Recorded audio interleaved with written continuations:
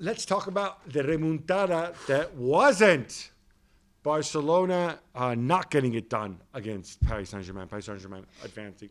It was a tall order. It was impossible, but we saw the tremendous goal from Messi. Yeah.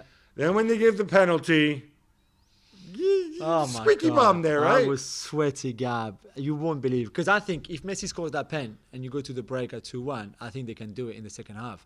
They had so much momentum. They were so much better in that first half than PSG, who got their wrong approach and wrong game plan. And we'll talk about that a bit later. But I really think that Barca can do it. And they've missed so many chances in that first half. They had 9 shots on target, which is the most PSG ever had against them in the Champions League, ever.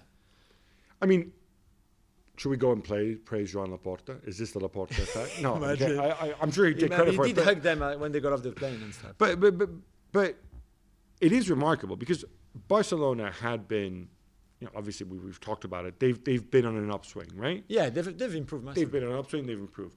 But to show this kind of mentality and cohesion and belief in the first half, when you know that it's extremely unlikely that you'll be able to turn it around, that, I think, is pretty remarkable. Yeah, you're right. Because it wasn't like the kind of, we've got nothing to lose. Yeah. No. It was focused. We're going to go and do this, even though it's impossible. We got to give a bit of credit to Koeman here. Yeah, completely. And you know that I'm a harsh critic of his, but I have to say, this was the best 45 minutes I've seen them play this season. They were superb. They were magnificent in that first half. And you're right. It's not just, okay, go with the willingness to do this. No, they had a plan. De Jong playing at the back because he could come out with the ball like he did, and that messed up PSG's midfield completely because Paredes, Verratti and Gay, they were not sure who goes on De Jong, who doesn't. Icardi was a bit lost because he had to look at Busquets too. The way that Messi and Griezmann dropped into spaces, that flexibility, that freedom, Pedri, Busquets, the wing-back, and even Dembele. And he's not a striker, so he's not going to score 4 goals out of 4 chances. That's not what he have the clear. He was going to stretch defenders, choke up there, but he's not. And he did great. His runs were great, but he had those chances and were not clinical enough. But pretty much everything worked for them. And except for the penalty. Which, was that a bit harsh? I don't think it's a pen. And, this is PSG on my team, so I would go like, yeah. I don't think you give this one. And, of course, he steps on his foot, so there's you impede him? Is that what you said? Yeah, yeah. But come on, Icardi can't get to the ball. Longley is not even looking at Icardi. He's just running straight. And did he also get booked? I think he got a yellow card as well. Yeah, I wonder. Obviously, we cover the Premier League closely. This is the best referee they have. Yeah. By the way, this is the best. Yeah. I mean, I know Atwell's really good. I like Atwell maybe a little better, but.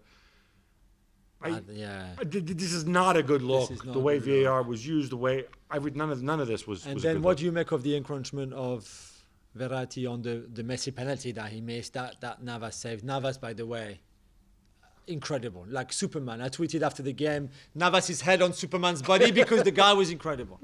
But do you think that should have been retaken?